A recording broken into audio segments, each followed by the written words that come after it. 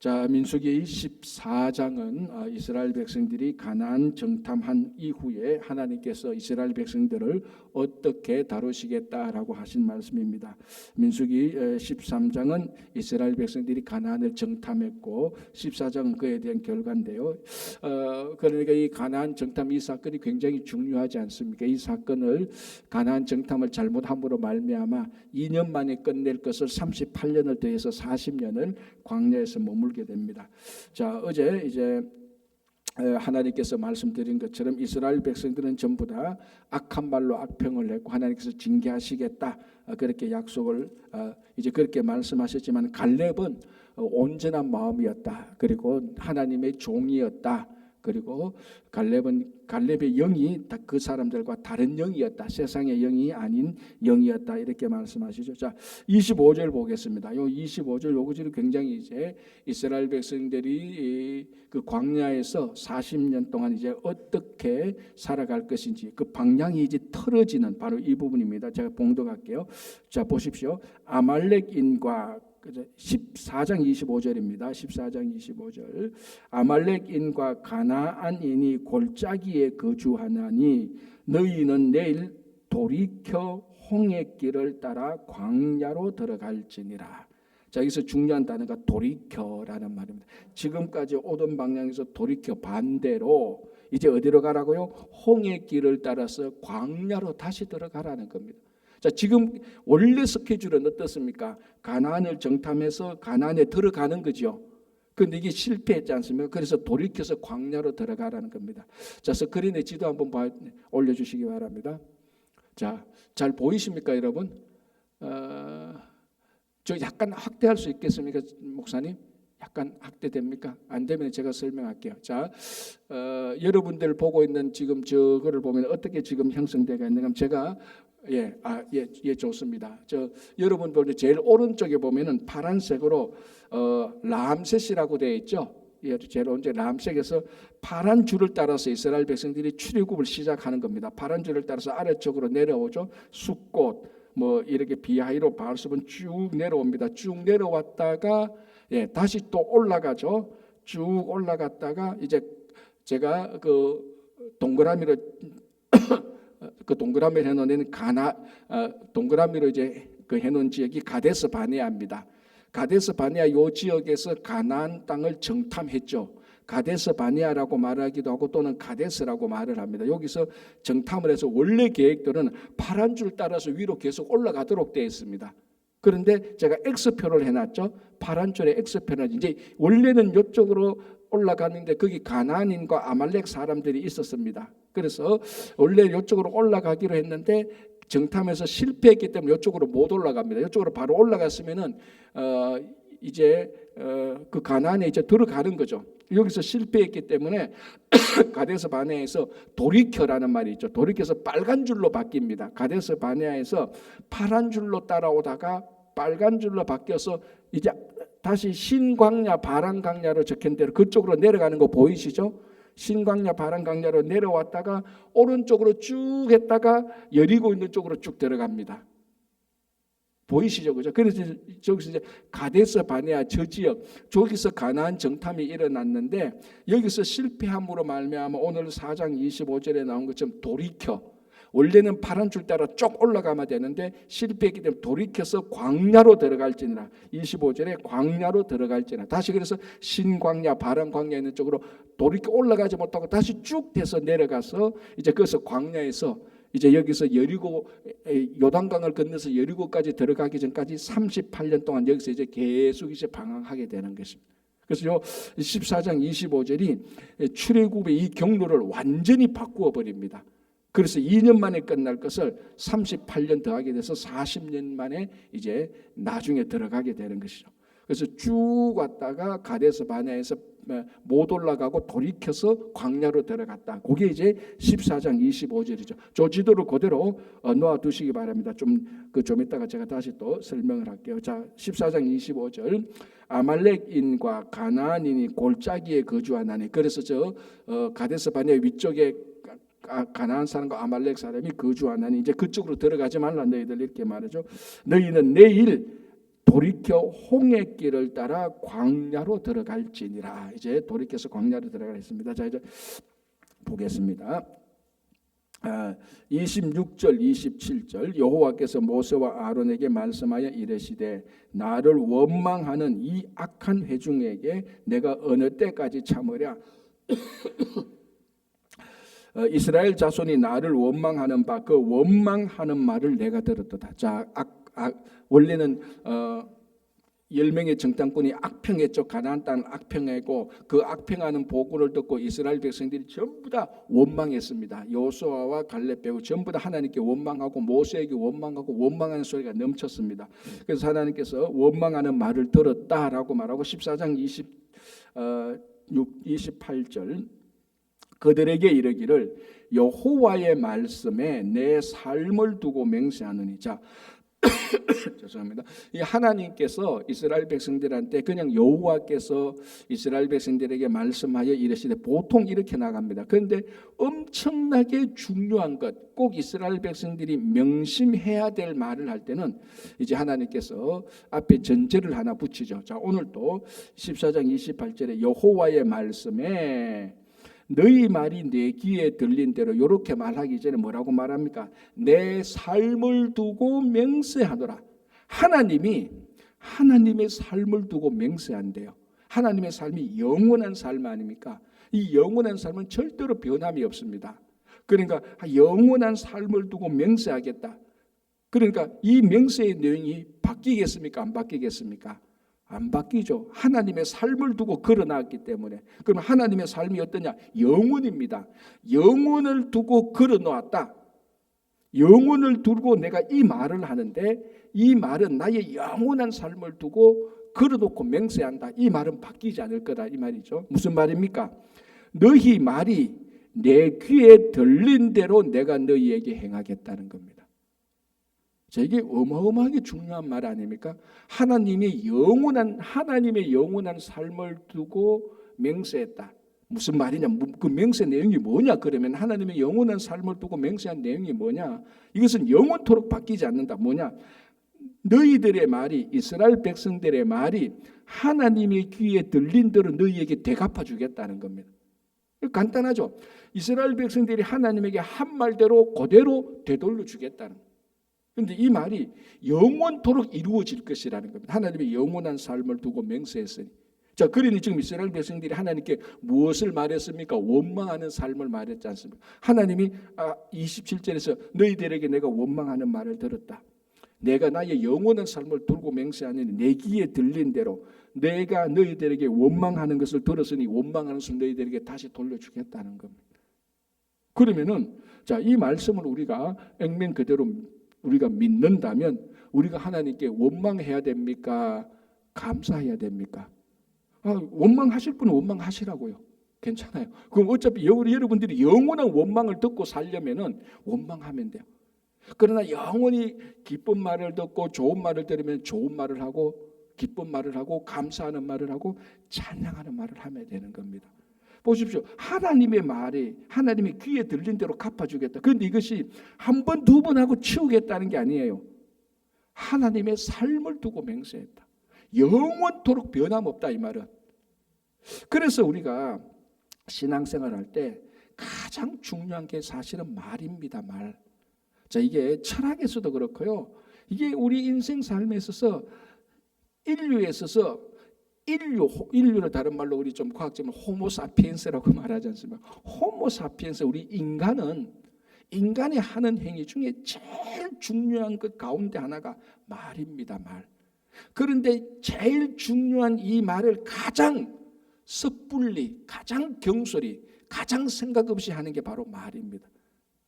그래서 진짜로 우리가 하나님에게 좋은 것을 받고 싶거든 좋은 말을 하면 됩니다. 자, 그러면 하나님이 우리 하나님 들으십시오. 제가 요거 하나님이 귀에 말합니다. 하나님은 이 말만 듣습니까? 하나님이 귀에 들린 대로 그랬습니다. 그러면 우리가 사람과 사람 사이에 원망하는 건 하나님 귀에 들립니까? 안 들립니까? 다 들리죠. 그것도 다 들리는 거예요. 그리고 우리가 이 말씀을 정확히 우리가 해석하자면은 우리들이 하는 말은 하나님이 다 듣습니다.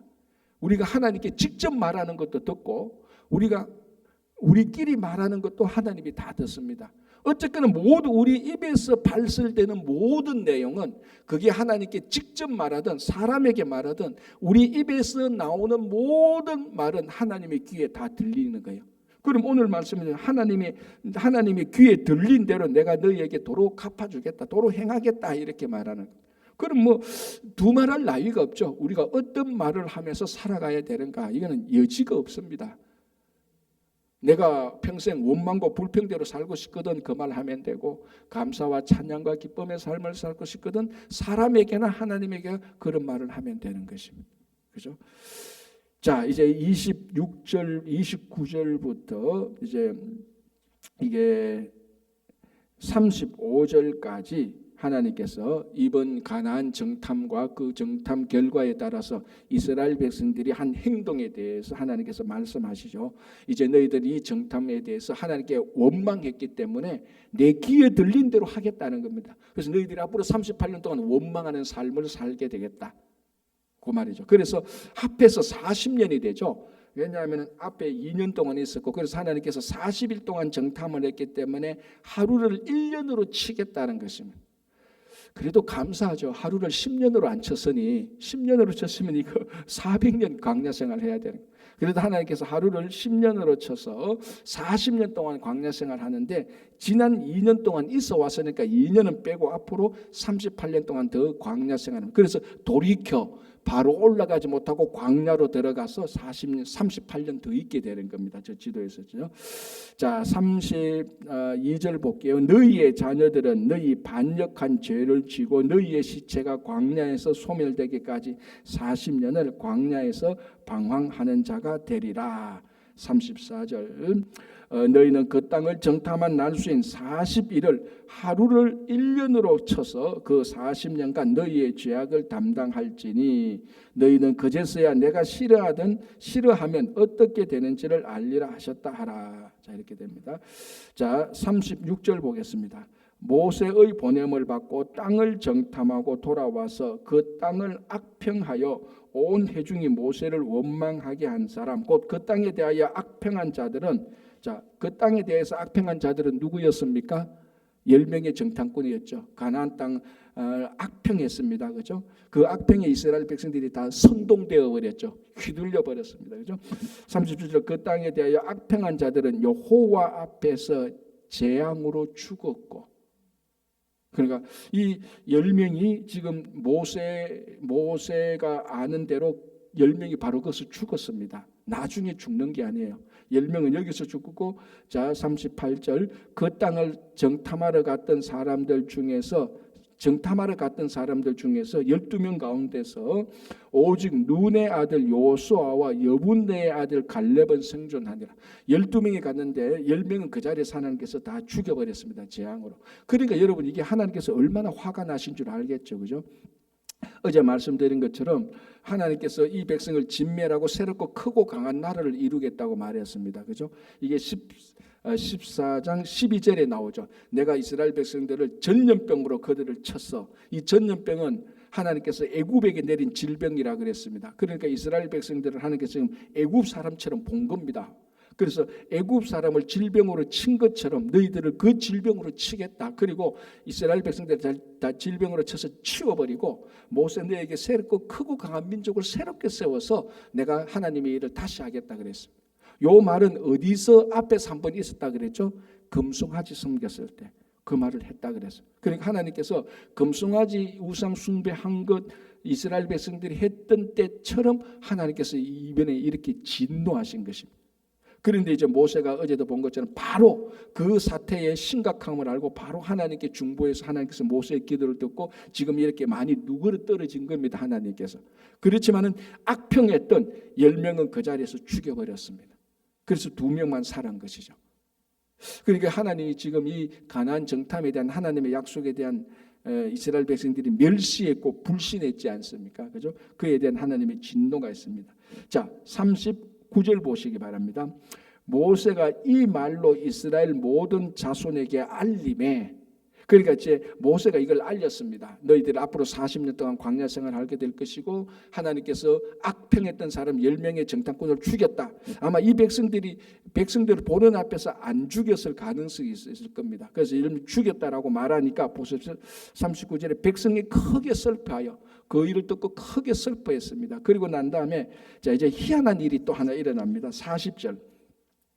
아침에 일찍이 일어나 산 꼭대기로 올라가며 저기 이제 지도를 다시 보겠습니다. 저기 보면 호르산이라고 있는데 신광야를 제가 글씨로 적어놓은 신광야로 적어놓은 바로 위쪽이 호르산인데 아마 저 호르산에 올라갔을 가능성도 많이 있습니다. 어쨌든 아침에 일찍 일어나 무슨 아침입니까?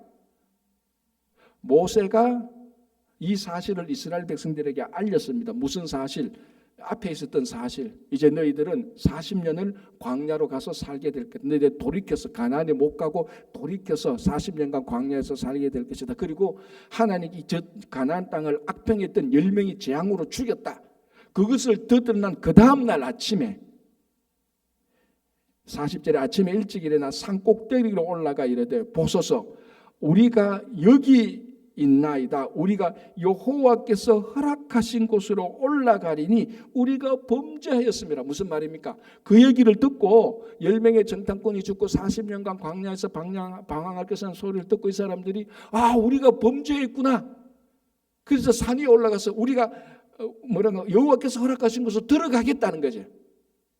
이런 걸 가지고 우리가 뭐라고 말합니까? 뒷북친다고 말하는 게 이게. 하나님께서 25절에 분명히 말했습니다. 이제 너희들 가나안 땅으로 못 들어가 돌이켜서 광야에 들어가. 끝났습니다. 그런데 이스라엘 백성들이 그 얘기를 듣고 10명이 죽었다는 소식을 듣고 그제서야 우리가 잘못했네. 그럼 우리 지금 가나안에 들어갈게 이제. 그래서 그 다음날 아침에 일찍 일어나서 보십시오. 40절에 아침에 일찍이 일어나. 이거는 뭐하고 같은 표현인 줄 압니까? 하나님께서 아브라함에게 이삭을 바치라고 했을 때 이삭이 바로 그 다음날 아침에 일찍 일어나서 이삭 데리고 모리아 산으로 갔던 그 즉각적인 행동하고 같습니다. 이거를 가나안에 정탐하러 갈 때 가나안이 하나님의 약속하신 뜻입니다라고 여호수아와 갈렙처럼 받아들이고 들어갔었어야 되는데 그거 다 치고 심판 다 받고 10명 다 죽고 난 다음에 그제서야 우리가 잘못했네. 이제 우리 올라가겠습니다. 이게 뭡니까? 케이스 클로즈, 케이스 다 끝났어요. 뒷북칩니다. 뒷북 중에도 이런 뒷북 치는 거 없습니다. 자 보십시오. 그러니까 41절에 모세가 이르되 너희가 어찌하여 이제 여호와의 명령을 범하냐. 또 왜 명령을 범하느냐. 하나님께서 이제 가나안에 들어가기로 가나안에 안 들어가고 돌이켜서 광야로 들어가라고 했는데 왜 또 이제 가나안에 들어가겠느냐. 가나안에 들어가서 또 범죄하려고 하느냐. 들어가라 할 때는 안 들어갔다가 이젠 들어가면 안 되라고 하니까 또 들어가려고 하고. 참 희한하죠. 우리하고 진짜 닮았죠. 그죠? 진짜 똑같습니다. 이 인간의 본성은요. 이거 뭐 나쁜 의미로 쓰는 건 아닌데 인간의 본성은 진화되지 않습니다. 신석기 시대나 구석기 때는 지금의 인간의 본성은 똑같습니다. 왜? 다 죄인이니까. 다 죄인이니까. 들어가라고 정탐하고 다 했는데도 안 들어가고 이제 좀 징계받고 나니까 이제 들어가지 말면 안 되라고 하니까 그제서야 또 들어가겠다고 생야단을 치는 겁니다. 그러니까 40절에 모세가 이르되 너희가 어찌하여 이제 여호와의 명령을 범하느냐. 이 일이 형통하지 못하리라. 42절 여호와께서 너희 중에 계시지 아니하니 올라가지 말라. 가나안에 들어가는 그 길에 하나님께서 함께 하신다. 그래서 올라가서 가나안으로 들어가지 말라라고 모세가 엄중하게 명합니다. 42절 여호와께서 너희 중에 계시지 아니하니 올라가지 말라. 너희의 대적 앞에서 패할까 하노라. 43절 아말렉인과 가나안인이 너희 앞에 있으니 너희가 그 칼에 망하리라. 올라가면 망한다. 광야로 돌아가라. 돌이켜서 말이죠. 너희가 여호와를 배반하였으니 여호와께서 너희와 함께하지 아니하신다. 지금 모세는 계속 말합니다. 너희들이 지금 가나안에 들어가겠다고 거기에 하나님이 함께하시지 않아. 광야로 돌아가야 돼. 하나님께서 그 길을 선택하고 광야로 돌아가는 길을 하나님께서 함께 하실 거야. 그런데 이 이스라엘 백성들이 그제서야 우리가 얼마나 큰 잘못을 알았는 거예요. 막 죽고 막 이렇게 하니까 우리 들어갈게요. 한 번만 봐주세요 하니까 이미 그 케이스는 끝났습니다. 문은 닫혔습니다. 그때는 광야로 들어가야 돼요. 44절에 그들이 그래도 산꼭대기로 올라갔고, 모세가 계속 하나님이 안 계신다 해도 올라갔습니다. 여호와의 언약궤와 모세는 진영을 떠나지 아니하였다. 자, 여호와의 언약궤와 모세는 진영을 안 떠나고 있습니다. 그러면 어떻게 해야 됩니까? 움직여야 됩니까? 안 움직여야 됩니까? 움직이면은 안 되죠. 언약궤가 그 진영에 그대로 머물러 있는데, 그런데도 이 사람들이 산에 막 올라갑니다. 올라가서 가나안으로 들어가려고. 자, 보십시오. 45절에 아말렉인과 산간지대에 거주하는 가나안인이 내려와 그들을 무찌르고 호르마까지 이르다. 결국 가나안 사람과 아말렉 사람들이 와서 무찔러서 호르마까지도 도망가게 되는 겁니다. 아래쪽으로 또. 이게 전형적으로 뒷북치는 거 아닙니까? 하나님께서 올라가라 할 때 올라가야 되는데 안 올라갔다가 이제는 올라가면 안 되라고 하니까 목숨 걸고 올라가다가 또 실컷 얻어 터지고 하는 바로 이 모습을 보게 되는 겁니다. 그죠? 자, 이제 15장에 가면은 갑자기 규례에 대해서 또 얘기를 하게 되는 겁니다. 분위기가 좀 바뀌었죠. 그죠? 15장에 보면은 이 내용들이 이제 많은데, 자, 15장 2절을 보시기 바랍니다. 이스라엘 자손에게 말하여 그들에게 이르라. 너희는 내가 주어 살게 할 땅으로 들어가서, 자, 15장 18절 보시기 바랍니다. 이스라엘 자손에게 말하여 이르라. 너희는 내가 인도하는 땅에 들어가거든. 자, 지금 18장 2절과 15장 2절과 15장 18절의 공통적인 이 말이 무엇입니까? 너희들의 들어가게 살 땅에 들어가거든 이런 규례들을 지키라라고 말을 하고 있습니다. 자, 지금 이제 14장까지 무슨 일이 있었느냐? 앞에서 가나안 정탐을 악평하는 가나안 정탐을 듣고 이스라엘 백성들이 막 원망하면서 뭐라고 말했죠? 여기서 아주 정말 하나님의 가슴을 아프게 했던 말이 하나 있죠. 14장 4절. 이에 서로 말하되 우리가 한 지휘관을 세우고 애굽으로 돌아가자라고 말했습니다. 악평하는 말을 듣고, 그러니까 이 10명의 악평이 이스라엘 백성 전체를 망하게 한 거예요. 그러니까 하나님의 약속을 믿지 않고 악평했던 것이 엄청나게 악한 결과를 가져오게 된 거예요.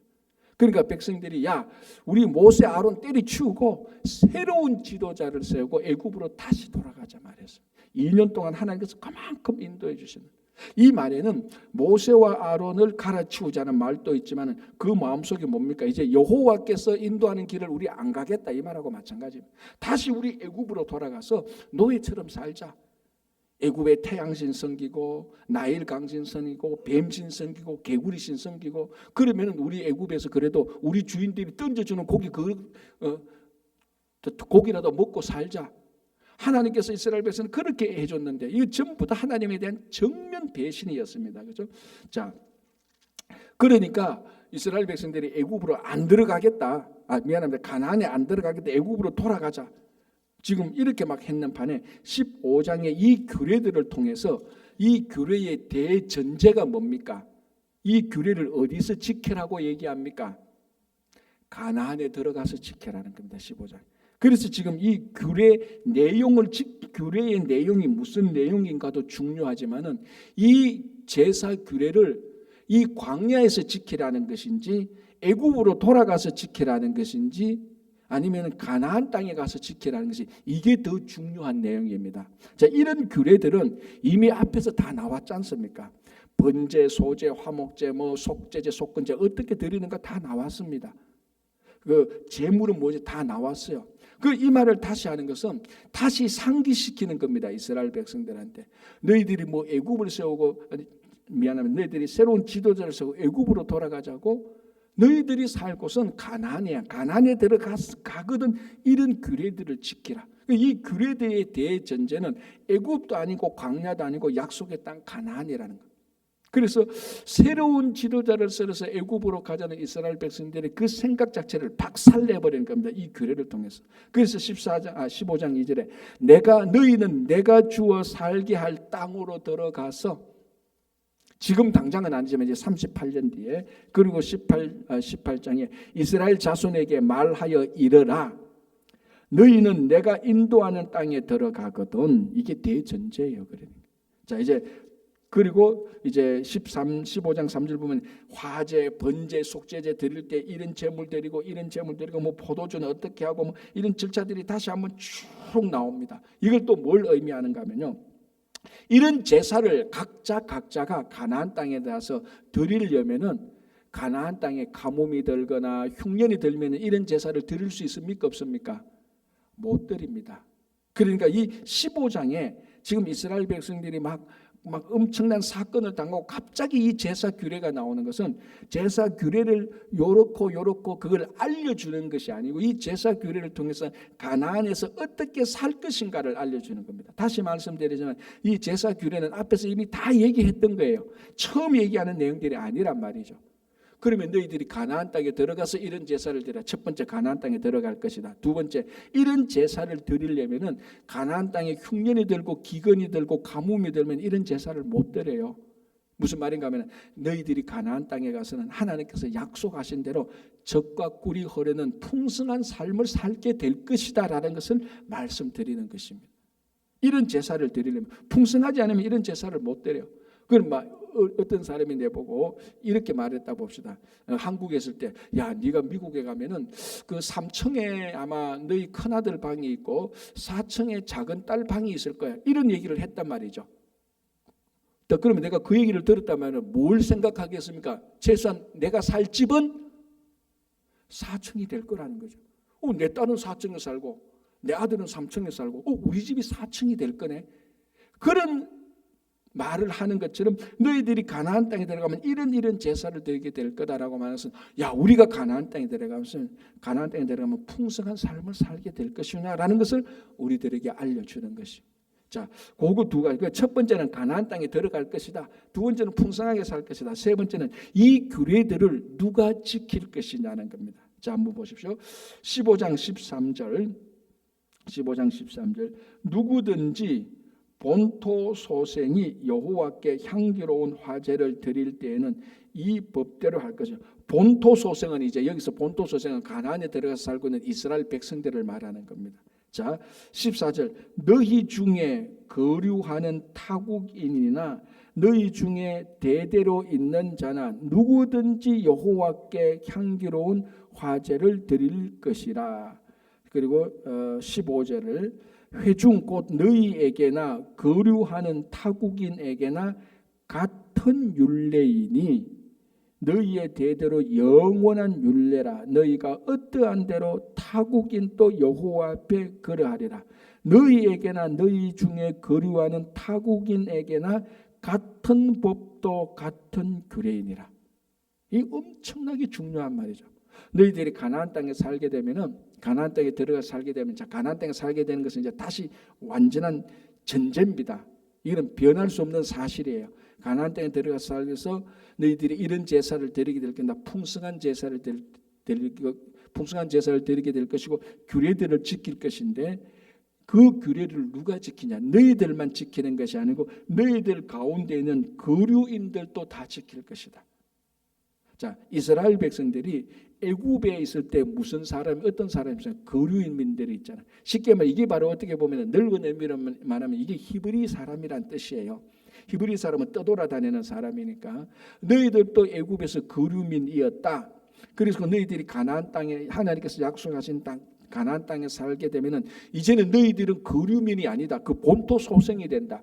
그러면은 너희들 가운데 거류민이 생길 것이다. 그러면은 너희들도 애굽에서 거류민이었지 않느냐? 너희들도 애굽에서 나그네이었지 않느냐? 그러면 너희들이 가나안에서 살게 될 때 너희 가운데 나그네가 생기면 너희와 같은 법도를 지키고 같은 규례를 지키고 너희들과 같은 신앙을 가지도록 하라 이 말입니다. 그러니까 이게 뭐 인종이 다르다고 해서 출신이 다르다고 해서 신분이 다르다고 해서 이 법을 너희들은 따로 지켜 다른 거 지켜 그거 하지 말고 누구든지 이 법을 지키게 하라는 겁니다. 그래서 이 법을 지키는 모든 사람들은 동일하게 하나님의 자녀가 된다는 겁니다. 이게 중요한 거죠. 자, 그러니까 이미 구약 이 시대에 우리가 말하는 율법 시대 아닙니까? 이 율법 시대에 이스라엘 사람들 인종적으로 이스라엘 사람들만 하나님의 자녀고 이스라엘 사람들이 아닌 사람은 하나님의 자녀가 아니다. 그런 말이 아니었다는 겁니다. 인종적으로 이방인이야 할지라도 거기에 있는 나그네라 할지라도 하나님께 주신 이 계명을 지키면은 같은 법도 같은 규례를 지키면 같은 하나님의 자녀가 될 것이라는 것. 자, 그래서 오늘 16절에 보십시오. 너희에게나 너희 중에 거류하는 타국인에게나 같은 법도 같은 규례니라. 엄청나게 중요한 거잖아요. 그죠? 근데 차별 없이 같은 법도 같은 규례. 그래서 우리 정체성은 같은 신앙을 가지면 같은 가족이 되는 겁니다. 큰 가족이 되는 거죠. 그죠? 자, 그래서 이제 22절부터는 또 어떤 사람을 하나 더 또 전제로 하는가 하면요. 죄를 지은 사람. 어떤 사람이 어떤 죄를 짓는가에 대해서 이제 나오는 건데요. 요거 좀 설명하면 또 약간 시간이 걸리는 요건 내일 같이 보는 게 좋겠습니다. 그래서 15장 17절부터는 내일 또 같이 좀 보도록 하겠습니다. 자, 이렇게 통해서 우리가 이제 이렇게 해서 이스라엘 백성들이 돌이켜 광야길로 들어가게 되는 겁니다. 그런데 또 그런데 이 광야길에 대해 38년 동안 방황하지만요. 여기에도 중요한 하나님의 은혜가 있어요. 무슨 은혜인가 하면 나중에 보겠지만 이 38년 방황을 통해서 이스라엘 백성들이 하나님의 자녀로 훈련되기 시작하는 겁니다. 이게 하나님의 은혜가 있죠, 또 그죠? 우리가 앞으로 계속해서 보고요. 그래서 오늘 이 볼 때는 우리는 이제 앞으로 더 이상 하나님의 말씀에 대해서 뒷북치지 말자. 가나안에 들어갈 때 들어가라 할 때 들어갔으면 되는데 그걸 또 안 된다고 할 때는 또 들어간다고 막 우기지 말고, 그래서 우리가 참 이 말씀과 기도로 하나님의 타이밍을 맞추고 하는 이런 분별이 굉장히 중요합니다. 그래서 여러분들 훨씬 더 성숙하고 분별할 수 있는 여러분들 되시기 바랍니다. 기도하겠습니다.